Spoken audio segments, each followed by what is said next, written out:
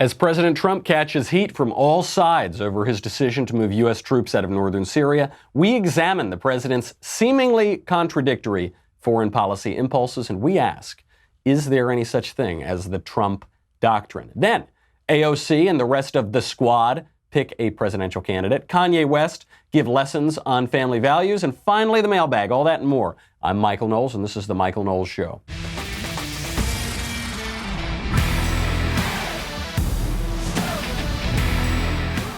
I have before me the single greatest letter ever written by a head of state to another head of state.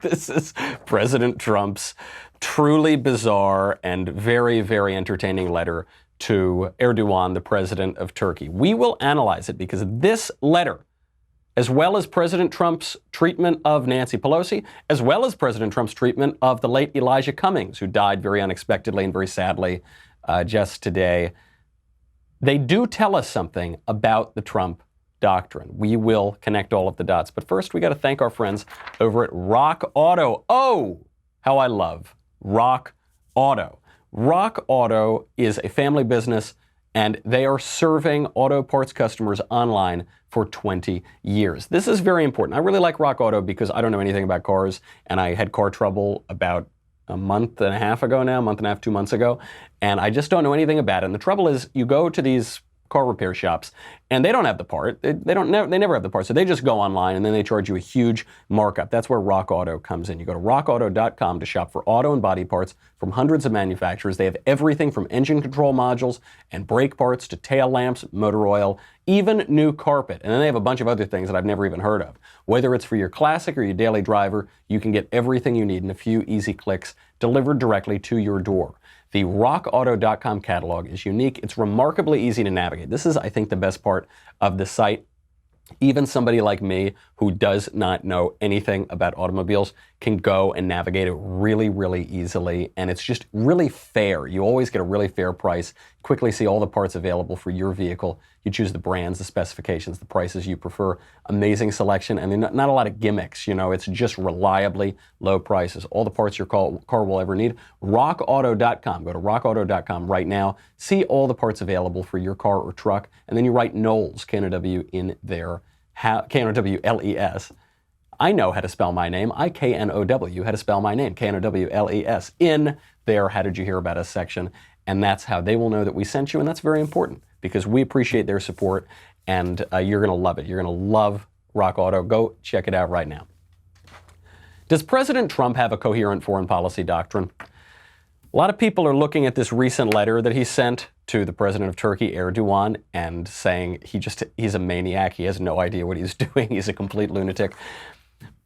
He might be a lunatic, but he's crazy as a fox. And the fox matters here because when we think about foreign policy, there are all sorts of analogies we use. Isaiah Berlin, the philosopher, said, are you a fox or are you a hedgehog?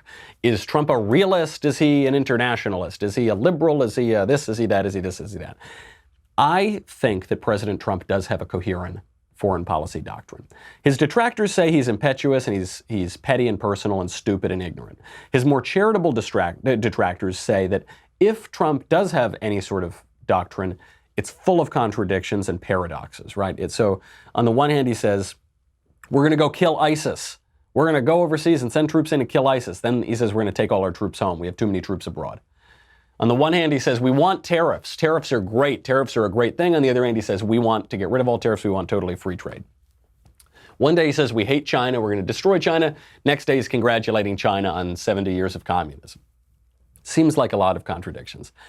I think the doctrine is a lot more coherent than people think. And you can see it in this absolutely wild and crazy letter that he sent to Erdogan. Here's the letter. This is an authentic letter. He referred to it yesterday, but it's going around the internet. Dear Mr. President, let's work out a great deal! Exclamation point. Right at the beginning, completely uncommon, just like you'd talk to somebody in a bar. Let's work out a great deal. Really positive is how he starts. Then he goes a little negative. You don't want to be responsible for slaughtering thousands of people, and I don't want to be responsible for destroying the Turkish economy. And I will. I've already given you a little sample with respect to Pastor Brunson. This was another foreign policy conflict that we've had with Turkey. I've worked hard to solve some of your problems. Don't let the world down. You can make a great deal. General Mazloum is willing to negotiate with you, and he is willing to make concessions that they would never have made in the past. I'm confidentially enclosing a copy of his letter to me just received. History will look favorably upon you if you get this done the right and humane way. It will look upon you forever as the devil if good things don't happen. Don't be a tough guy. Don't be a fool. I will call you later. Sincerely, Donald Trump. There is so much in this letter to unpack. Tells you a lot about the doctrine. He starts out, let's make a good deal. Very positive, very willing to negotiate. Then he threatens the president of Turkey for the rest of the paragraph. Then he talks about how he has worked in Turkey's interest. Then he encourages him to make a good deal in Turkey's own interest. Then he gives some evidence of why this is in Turkey's interest in the enclosed letter that's confidential. Then he goes on to talk about Turkey's interest. Then he threatens Turkey and shows why it's not in their interest to work against the United States here. Then he includes that last bit of advice. Don't be a tough guy. Don't be a fool. I will call you later. I think the Trump Doctrine, you could sum it up in those 3 lines. Don't be a tough guy, don't be a fool. I will call you later. What does he mean, don't be a tough guy? He doesn't mean don't be tough. Trump talks all the time about how we need to be tough. Trump has positioned himself as the tough guy. What he means by don't be a tough guy is don't act foolishly out of a desire to appear tough because of your pride. I think that's what that really means. Don't let your pride make you fall into stupid decisions, which he then reiterates in the next sentence. Don't be a fool. And which I think he then vindicates that interpretation in the final sentence, which is, I will call you later, because Trump doesn't let his pride get in the way of things.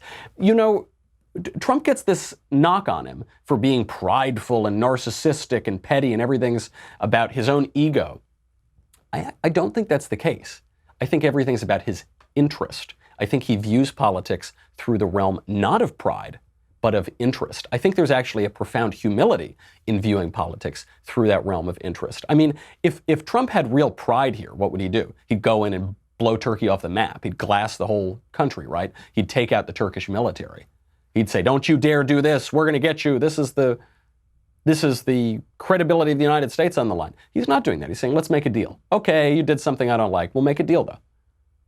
That requires a certain humility and not allowing pride to make you prefer to appear like a tough guy than to actually cut some sort of deal. There's a lot more to this doctrine, but I think it actually can be distilled into some pretty clear points. How does it compare with other doctrines? Ronald Reagan had a doctrine. Reagan's doctrine was in part written by Charles Krauthammer in an essay that Krauthammer wrote, in part not to even observe the Reagan doctrine, but to write the Reagan doctrine. Krauthammer copped to this later on. He said, I wasn't sure what sort of foreign policy was going on here, but I figured I could encourage the White House to follow my foreign policy. And Reagan then articulated this doctrine at his State of the Union address. He said, quote, freedom is not the sole prerogative of a chosen few. It is the universal right of all God's children. He said America's mission is to, quote, nourish and defend freedom and democracy. He said, quote, we must stand by our democratic allies and we must not break faith with those who are risking their lives on every continent from Afghanistan to Nicaragua to defy Soviet-supported aggression and secure rights which have been ours from birth. Support for freedom fighters is self-defense. Now, this doctrine, the Reagan doctrine, has been knocked because we ended up supporting people in the Middle East who then turned out to be not so favorable to us 20 or 30 years later. We supported people who were Islamists, who supported political Islam, and who now we would describe as terrorists. So he gets hit for that. That I don't think is a legitimate criticism. The Reagan doctrine made perfect sense within the context of the Soviet Union. It was in the national interest of the United States to constrain Soviet expansion, to constrain communism. And so that is what we did. We did this by advocating a policy of liberal internationalism. We did this by advocating a policy of freedom as the birthright of all people around the world and this particular American conception of freedom, and we were going to stop the Soviet Union, which we did, and it worked. That's the vindication of the Reagan Doctrine. The Berlin Wall came down. The Reagan Doctrine worked. What was the Bush Doctrine? The Bush Doctrine was in many ways the extension of the Reagan Doctrine in a world outside of the Cold War. This made less sense because politics is contextual. Politics is about interest. During the Cold War, we could easily identify the interests of the United States with the Reagan Doctrine. After the Cold War, liberal interventionists lost sight of this key feature, which is what is in the American national security interest and in the national interest broadly.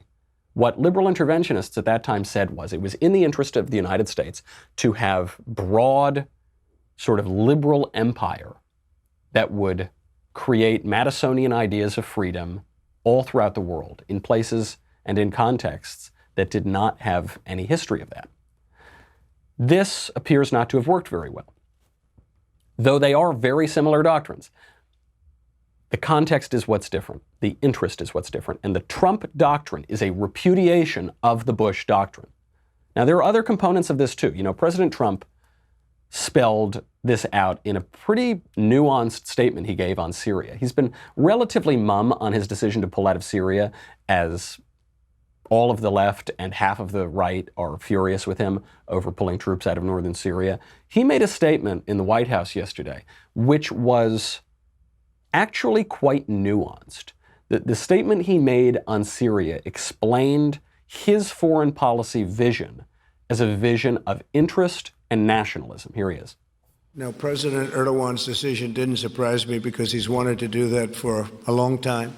He's been building up troops on the border with Syria for a long time, as you know. Our soldiers are mostly gone from the area. We only had 26, 28, but under 50. I think it's probably 28, but under 50 soldiers, and which is a very tiny force. And it didn't surprise me at all. This is they've been warring for many years. It's unnatural for us, but it's sort of natural for them. They fight, and they fight long, and they fight hard, and they've been fighting Syria for a long time. And on the border, that's the border with Syria. And I say, why are we protecting Syria's land? Assad's not a friend of ours. Why are we protecting their land? And Syria also has a relationship with the Kurds, who, by the way, are no angels, okay? Who is an angel? There aren't too many around. But Syria has a relationship with the Kurds, so they'll come in for their border, and they'll fight. They may bring partners in. They could bring Russia in, and I say welcome to it. Russia went into Afghanistan when it was the Soviet Union, and it became Russia, became a much smaller country because of Afghanistan. You can overextend, you can do a lot of things, but frankly, if Russia is going to help in protecting the Kurds, that's a good thing, not a bad thing. This is an astounding statement because it shows a level of nuance that I think a lot of people didn't think that Trump had. My position on the decision to move 50 or so troops out of Syria, out of northern Syria, is basically that the issue is much more complicated than anyone would like you to believe. We'll get into that in 1 second. We'll get into what this means because the foreign policy, the doctrine that President Trump just espoused in that statement is not some modern, new, crazy, shoot-by-the-hip thing. This is a foreign policy that goes back to Charles de Gaulle, it goes back to Lord Palmerston, it goes back to George Washington himself. We'll get to that in a second. But first, I've got to thank our friends over at ExpressVPN. I don't need to tell you how big tech companies are not particularly friendly to conservatives. Is that a big secret? Twitter, not the most friendly to conservatives. Other big tech companies too. If you can't trust certain elements in Silicon Valley to treat conservatives fairly, how on earth could you trust them to handle your privacy and your personal data online? How are you going to do that? That is why you must use ExpressVPN every time you go online. Big tech companies, they can use your IP address to match your internet activity to your identity or your location. What does that mean? When I use ExpressVPN, search engines and media sites do not see my IP address at all. That means my identity is masked and anonymized. If you are listening to this show, something tells me you go on some sort of shady websites, maybe you open up that incognito tab late at night, close the blinds, and you go to websites like, dailywire.com, things you don't want to get out. It could really mess up some relationships, okay? Everybody's really tense right now. ExpressVPN software takes just a minute to set up on your computer or on your phone. You just tap one button and you are protected. So if you want to protect your data today, if you think that your internet data belong to you and not to big tech companies who are not friendly to conservatives, then ExpressVPN is the answer. Protect your online activity today with the VPN I trust to keep my data safe. ExpressVPN.com/Michael, M-I-C-H-A-E-L, to claim an exclusive offer for my listeners. ExpressVPN.com/Michael. You get 3 months free with a 1-year package. ExpressVPN.com/Michael to get started. What Trump just said here, the statement that's really getting people upset, is that all the Kurds aren't angels. It's like he's attacking the Kurds. But what he said to follow up is, you don't see a lot of angels really anywhere. James Madison said this, right? He said, we're not governed by angels. We are not angels ourselves. And the situation in Syria is complicated. The alliances have been changing rapidly. Just to give you a little taste of it, until 2017, we supported the Free Syrian Army. Then we stopped supporting the Free Syrian Army. Now, I suppose we're opposed to the Free Syrian Army. When we tried to go in to fight ISIS, when Barack Obama went in 2014, he tried to get Turkey, which is the second largest military in NATO, to go in with us. Turkey didn't want to go in because the official policy of the United States was not regime change in Damascus. It was not ousting Bashar Assad. So we make a deal, not with the Kurds broadly, but with the YPG, the People's Protection Units, which is a group of Kurds. This was a tricky alliance because the YPG is associated with the PKK, which is the Kurdistan Workers' Party. The Kurdistan Workers' Party is officially considered a terrorist organization by the United States, as well as by the EU and the United Kingdom, and crucially, by Turkey. So we make this alliance, that's okay, that's fine, and we're working with a common interest to defeat ISIS. We defeat ISIS. Now the question is, do we privilege an alliance with a sub-state group of people, the YPG, which has an affiliation with a group that we consider terrorists at the State Department, or do we privilege a 67-year alliance through NATO with our NATO ally, Turkey, which is a nation state? There's no question about that. Obviously, you privilege the relationship with Turkey. Obama would have done it. Trump did it too. The same people who are criticizing President Trump for betraying our allies are also the people who criticize Trump for undermining NATO. But we chose our NATO ally over our sub-state actor ally. And this was a very sad situation because we have regularly abandoned the Kurds. We've abandoned the Kurds in the 1970s when we used them to stir up trouble against Saddam Hussein on behalf of the Shah of Iran. We abandoned the Kurds after the Gulf War in 1991 when we suggested to them that we would support them in an uprising against Saddam Hussein. We didn't do that and they got massacred. And we've abandoned groups of Kurds now. This happens regularly. So one of the arguments for pulling the troops out of Syria is now that Bashar Assad is ensconced in power, he's not going to be ousted anytime soon. It is in the Kurds' longer-term interest to strike a deal for some form of sovereignty and independence with Bashar Assad rather than to continue this civil war in a stalemate and try to work out a long-term alliance with the United States, which has abandoned them on multiple occasions for the last 50 years. I say all of that to say this is a very complicated situation. And what is Trump's takeaway from this? Trump's takeaway from this is nations do not have permanent friends. Nations have interests. They don't have permanent friends, certainly with sub-state actors. They don't have permanent friends with nations. They only have interests. Some people say this is cynical and awful and evil and un-American. BS.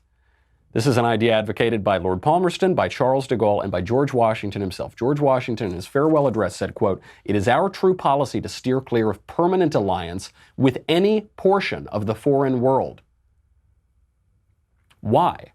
Does that mean we can't have any friends? No, of course we can have temporary alliances, but nations have interests, not personal friends. Then Trump goes on to caution against the military-industrial complex. We're going to bring our great soldiers back home where they belong. We don't have to fight these endless wars. We're bringing them back home. That's what I want on. And some people, whether you call it the military-industrial complex or beyond that, they'd like me to stay. One of the problems I have, and one of, for instance, with the witch hunt, you have people that want me to stay. They want me to fight forever. They do very well fighting. That's what they want to do, fight. A lot of companies want to fight because they make their weapons based on fighting, not based on peace. And they take care of a lot of people. I want to bring our soldiers back home. We're not a police force. We're a fighting force. We're the greatest fighting force ever. Okay, so President Trump warns against the military-industrial complex. Sounds a little bit like a kook, like a conspiracy theory guy with a tinfoil hat, right? Sort of. He also sounds like President Eisenhower, who used that exact phrase when he was leaving office. He said, beware the military-industrial complex. And he sounds a little bit like Washington, who says, avoid these permanent alliances. Sounds like Jefferson, avoid entangling alliances too. Then Trump explains the really tangible reason why he wants to get the soldiers out of Syria and what this means for American grand strategy broadly. I campaigned on bringing our soldiers back home, and that's what I'm doing. That includes other places too, many other places. Statutorily, it takes a period of time. Diplomatically, it takes a period of time. But, you know, we're in many countries, many countries. I'm embarrassed to tell you how many. I know the exact number, but I'm embarrassed to say it because it's so foolish. We're in countries, we're protecting countries that don't even like us. They take advantage of us. They don't pay, nothing. Okay, what President Trump is saying here is, not only are we going to pull out of Syria, I want to pull out of all these, the 130 countries that we're in around the world. I want to pull out. Why? Because he's defending the Westphalian system, the order of nation states, as opposed to an imperial order where the United States acts as a sort of benevolent liberal empire around the world. I think there are good arguments for both of those. I think there's a good argument for the system of nation states. I think there's a good argument for empire. Trump is making clear he supports nation states and the Westphalian system. You even see this. You get clues about Trump's foreign policy, the Trump Doctrine, the Trump grand strategy, in his interactions even with individuals at home. He had this meeting yesterday with the Democrats, and Nancy Pelosi made a big scene about it, and she stood up and pointed a finger at Trump so she could get a picture and put it on Twitter. Chuck Schumer was crying about this at a press conference outside because the most dangerous place in the world is not in northern Syria, it's between Chuck Schumer and a television camera. So here's Chuck Schumer complaining about the meeting. He was insulting, particularly to the speaker. She kept her cool completely, but he called her a third-rate politician. He said that there are communists involved and you guys might like that. I mean, this was not a dialogue. It was sort of a diatribe, a nasty diatribe, not focused on the facts, particularly the fact of how to curtail ISIS, a terrorist organization that aims to hurt the United States in our homeland. Okay. He says Nancy Pelosi kept her cool. She didn't. We have photographic evidence that she didn't. She stood up and wagged her finger like a lunatic. The reason I bring this up is because President Trump at different times in his life will say Nancy Pelosi's the greatest. When she became Speaker of the House, he sent her a note, said, Nancy, you're the greatest. Congratulations. Then he goes and screams at her. On one day, he says Ted Cruz is a liar whose father murdered JFK. The next day, he said, I call him beautiful Ted now. One day he's attacking Rand Paul. The next day he likes Rand Paul.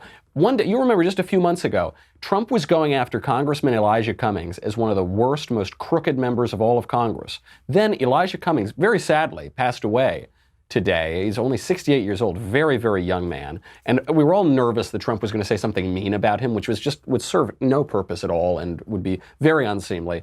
And he didn't. Trump sent out a tweet. He said, quote, my warmest condolences to the family and many friends of Congressman Elijah Cummings.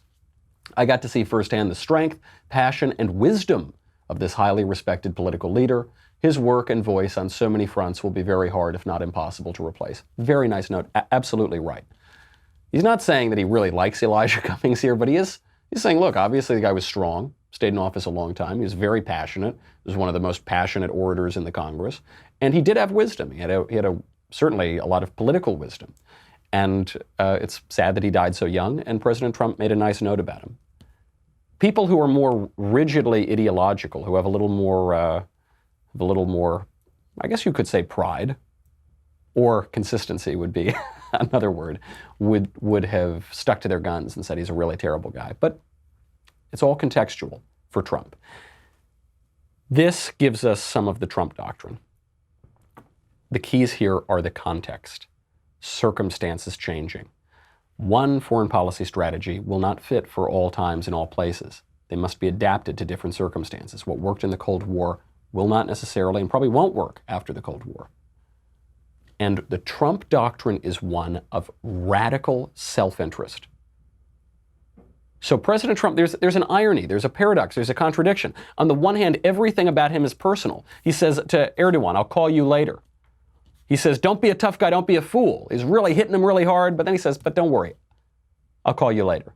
There's a personal touch to it because politics is acted out by persons, but you don't take anything personally. Even in the same letter, he changes tone like 3 times. He doesn't take this stuff, the attacks, he doesn't take that personally. The attacks he gives, he doesn't take that personally. He can switch on a dime. And this is important because what he is taking is the Charles de Gaulle idea that nations don't have friends, they have interests. He's making that even about himself. He's saying politicians don't have friends, they have interests. And so we work together when our interests align. We don't work together when our interests don't align. Be that the YPG Kurdish forces, be that Turkey, be that Russia. In the post-Cold War world, with a rising China being the number one adversary, maybe you have to change. Maybe Russia is no longer our number one geopolitical foe. If China is now our number one geopolitical foe, maybe we need to play Russia off China, just as during the Cold War in the 1970s, we played China off of Russia. It's highly contextual, it's strongly based on radical self-interest, and it has the underlying premise that the system of nation states is more in American long-term strategic interest than a single superpower liberal world order led by the United States, liberal international empire. That's the premise, and he will follow that to the radical self-interest of politicians and of the United States. You can disagree with that, but that is a coherent foreign policy doctrine. And if you don't think it's coherent, if you strongly disagree with it, you have to propose an alternative. And when you propose an alternative, then you have to look not just at the successes, but at the failures of that liberal internationalism. Not just the great successes of the Reagan era, but some of the failures that came afterward.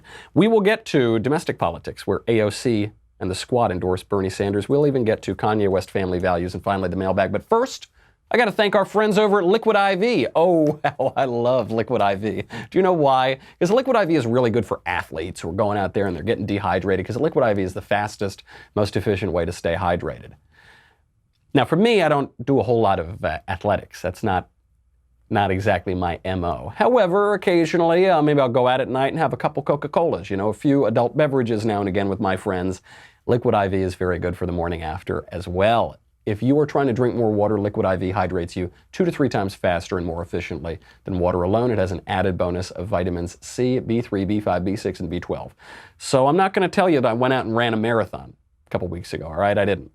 But I did wake up feeling a little dehydrated, all right? We'll leave it at that. Had some Liquid IV. I felt much, much better. It really hydrates you much faster. It's the fastest growing wellness brand. You can find them everywhere, even Costco. You can find their hydration multiplier sold at all Costco's nationwide. Liquid IV can provide the same hydration as drinking 2 to 3 bottles of water. I love it. I know you will too. Right now, my listeners get 25% off at liquidiv.com. Go do it, guys. I'm telling you. Whether you're an athlete, or you're sweating a lot, doing kind of good, wholesome things, or if you're, like me, on a Friday night, use the code Knowles, K-N-O-W-L-E-S, at checkout. 25% off anything you order at Liquid IV's website, liquidiv.com. Enter promo code Knowles, K-N-O-W-L-E-S. Get your savings. Start getting better hydration. It's really, really great. No one drinks enough water. All I do during the day is drink coffee, and then sometimes at night I'll have some adult beverages. You need to hydrate. Liquidiv.com, promo code Knowles, K-N-O-W-L-E-S. Don't wait. Start hydrating today. We have a lot more coming up. We got AOC, we got Kanye, but we've got to say goodbye. Go to dailywire.com. You know what you get. $10 a month, $100 for an annual membership. Me, Andrew Klavan Show, Ben Shapiro Show, Matt Walsh Show, Ask Questions in the Mailbag coming up. Another Kingdom. We're on the 3rd episode now, and it's sounding really, really cool. And you get the Leftist Tears Tumbler. Another way to hydrate properly. Go to dailywire.com. We'll be right back.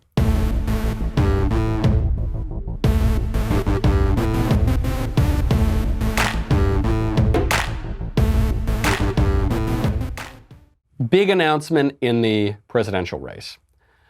AOC plus 3, AOC and the squad are endorsing Senator Bernie Sanders for president. This makes a lot of sense. They are the socialists. They are the hard leftists. Bernie Sanders is the OG socialist. He was around St. Petersburg when he felt there was time for a change. And I'm almost certain he knew Karl Marx personally, so he's been around for a long time.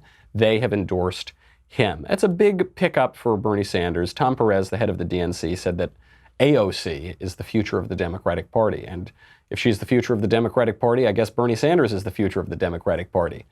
I thought Bernie Sanders was the future of the 19th century, but he's the future of the Democratic Party, it would seem. It's a big win for him. It should help him in some of his lagging poll numbers against Elizabeth Warren.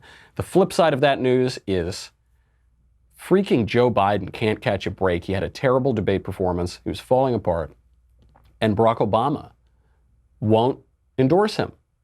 Now, you might say, okay, Obama's just not making any endorsements this year. No, he endorsed Trudeau. Barack Obama is endorsing Justin Blackface Trudeau, wore blackface pretty much every single day of his life until he was 29. I mean, that's a slight exaggeration, but we've seen at least 3 occasions where he did it. Barack Obama is endorsing that guy.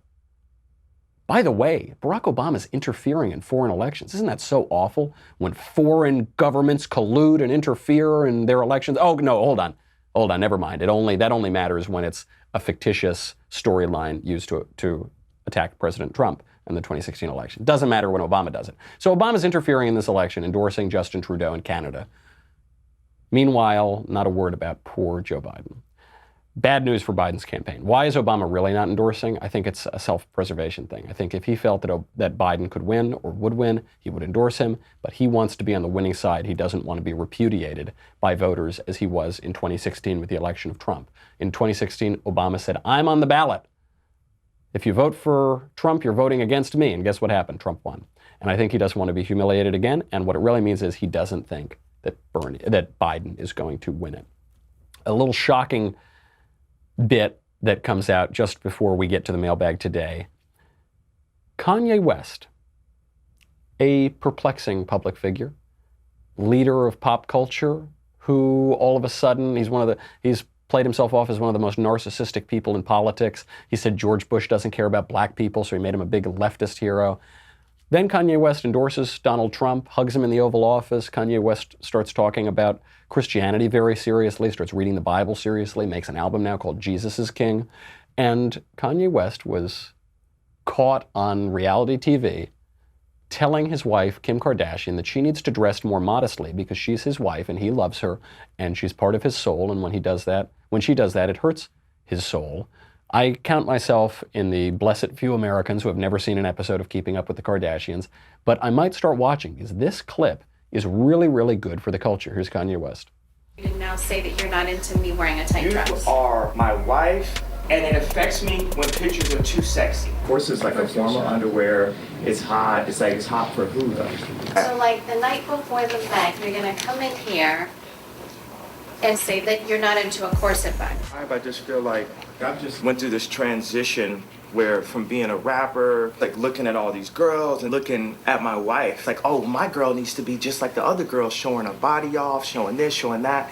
And I didn't realize that that was affecting like my soul and my spirit as someone that's married and loved and the father of like now with about to be 4 kids. Kim, shut that down real quick. You built me up to be this like sexy person and confidence and all this stuff. Yeah. And just because you're on a journey and you're on your transformation doesn't mean that I'm in the same spot with you. This is a tremendous exchange. People are talking about Kanye West's new comments on politics and culture and religion. They're speaking about it from a primarily racial perspective, like Brexit and that kind of thing. That is legitimate, sure.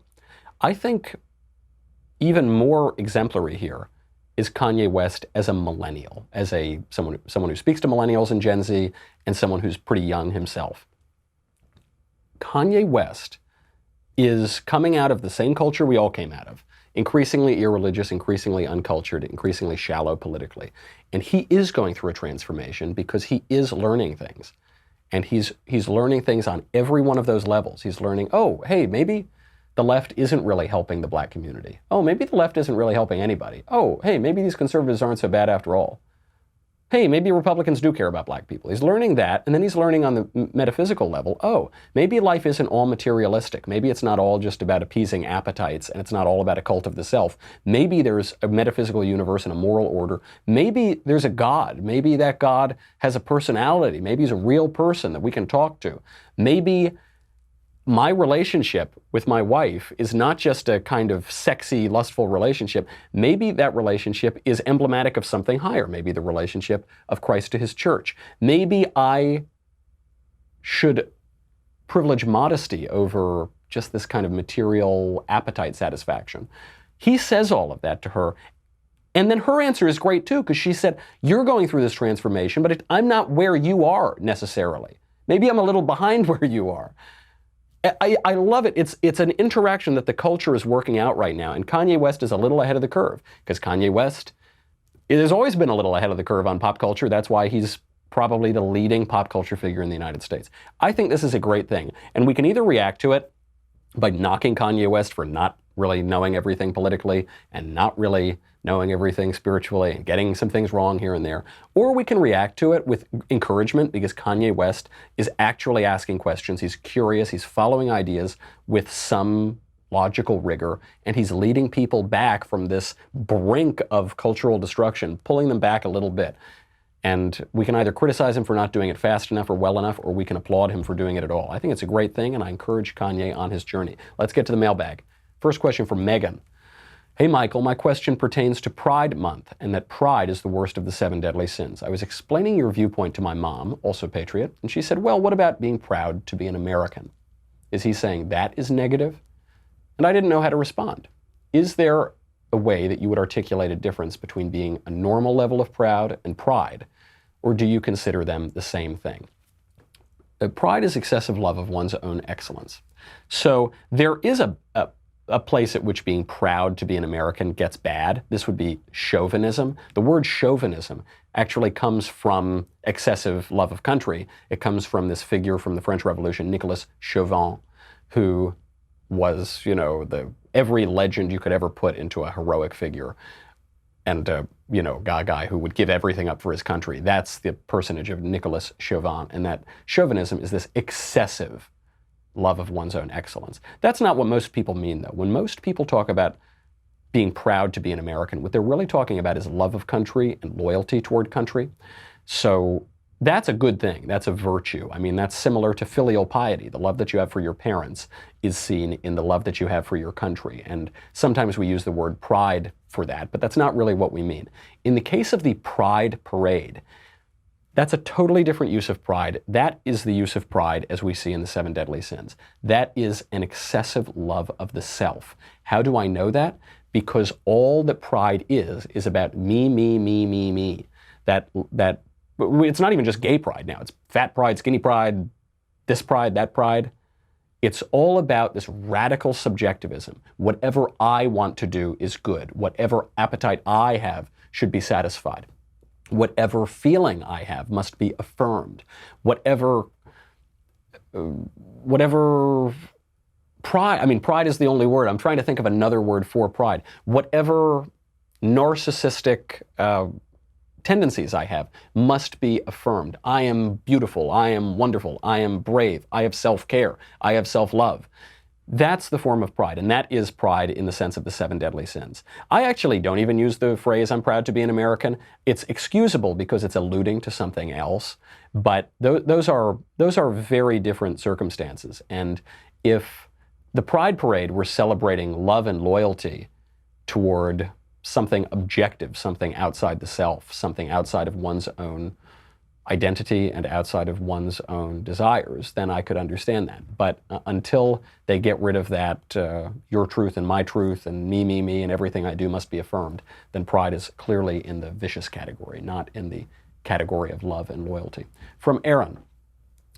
Mr. Knowles, where do you think the left would be if Trump had not been elected? Would the Democrats have pushed their agenda to the point where nearly all 2020 candidates are socialists? How much is the left following their arguments to their logical conclusions, and how much is Trump derangement syndrome? The left always gets radicalized during Republican presidencies. This happened during the Bush presidency just as much. the left would be where they are. The left would have moved further to the left. This is far bigger than the question of Trump. Does Trump irritate them? He does. Does he push them a little bit? Sure. But this has been a trend since the 1960s, when the conservative movement really came into fruition and moved the Republican Party to the right, and when the New Left took over the Democratic Party and moved it to the left. This has been going on for a long time, and in some ways it's to be applauded, because it's people following their ideas to their logical conclusions, or in the case of the left, their illogical conclusions, which now denies reality itself, denies the reality of sex, denies the reality of the Constitution, denies truth altogether. From Claire, who's your favorite monarch in history and why? Oh, what a difficult question. I would say Charles Martel, who beat back the invading Muslims at the Battle of Tours and saved Western civilization, but he technically wasn't a king. So I'll take him off the table. If I had to choose my favorite monarch in history, at least in recent history, I would have to choose Prince Joseph Wenzel, who is the heir to the House of Wittelsbach. Now, you hear that he's a prince, but I say he's a king because he's the rightful heir to the throne of England through the Jacobite line of succession.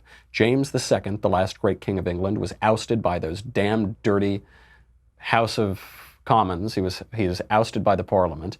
And then those Dutch interlopers, William and Mary of Orange, came on over and began that illegitimate line in England. And this was almost rectified through the Jacobite risings and Bonnie Prince Charlie coming from France to Scotland. He was a little foppish, though. Didn't work out that well. So currently, the legitimate king of England is Franz, the Duke of Bavaria. I think he's Archduke or Duke, one of those two.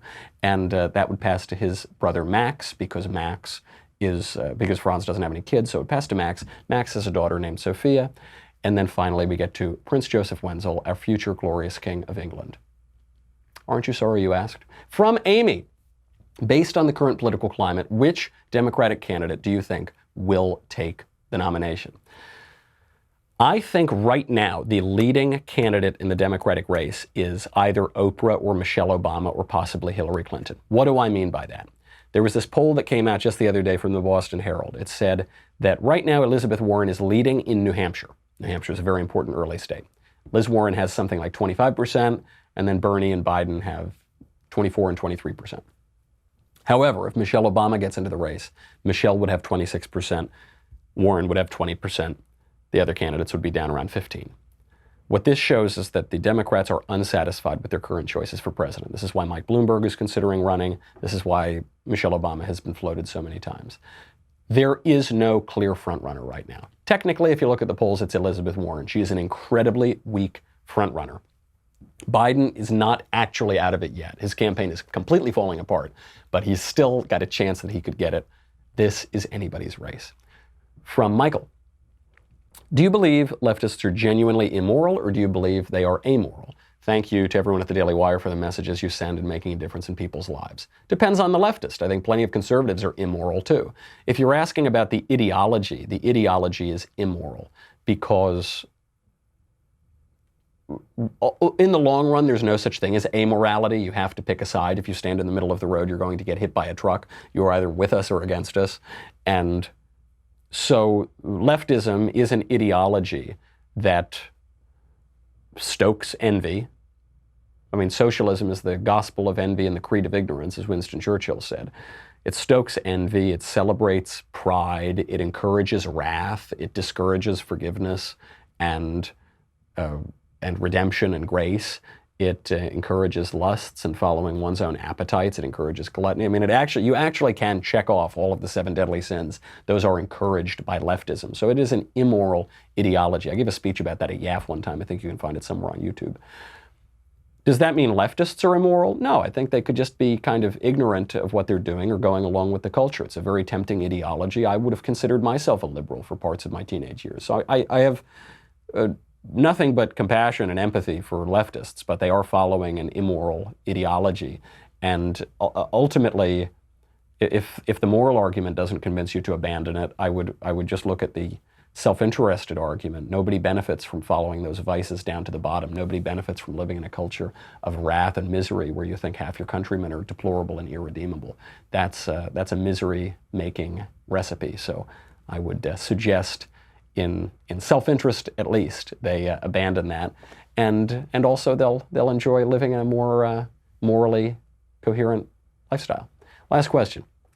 Michael, I saw your interview with Peter Benjamin about transgender regret, and I must say bravo to you and to him for a very insightful conversation. My question is, what do you think is the best approach as a parent if you have a young child who is confused, even if you have not promoted these ideals in the home? Such a good question. As I hope that interview with Peter Benjamin brought out or displayed,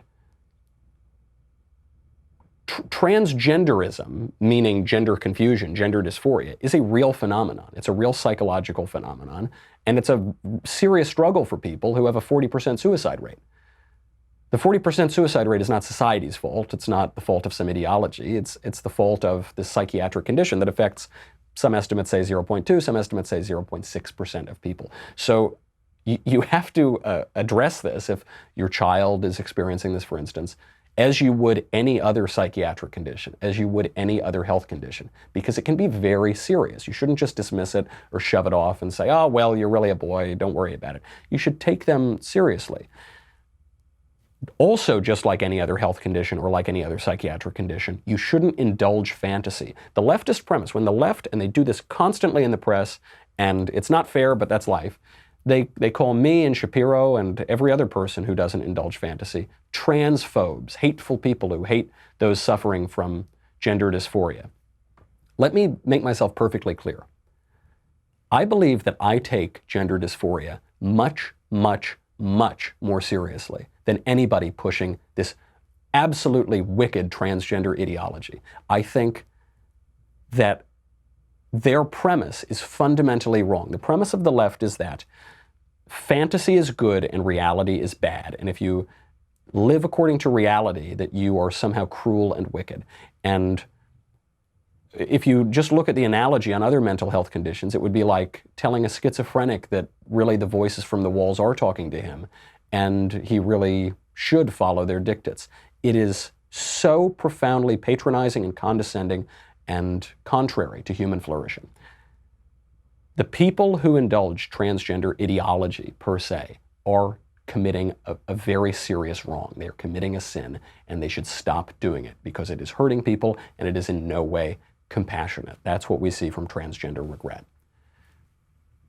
Also, you should take this condition seriously, and you should try to get your child any help that they can, and you should try to tell them that reality is reality, and you should also use the tools that modern medicine has available to us, and modern psychiatry, and of course, the church, of course, spiritual discussions as well. That would be my recommendation for a coherent and compassionate way to address transgenderism, and not the shallow, condescending, patronizing nonsense of those who would indulge fantasy and gender ideology. That's our show. I'm Michael Knowles, and I will be back next week, so I hope you have a good weekend. This is The Michael Knowles Show.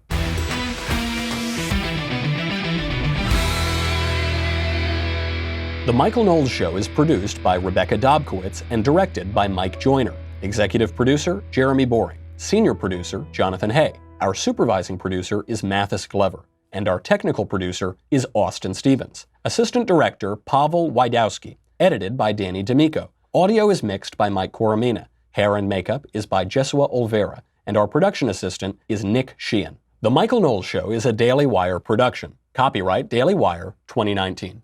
On the Matt Walsh Show, we're not just discussing politics. We're talking culture, faith, family, all of the things that are really important to you. So come join the conversation.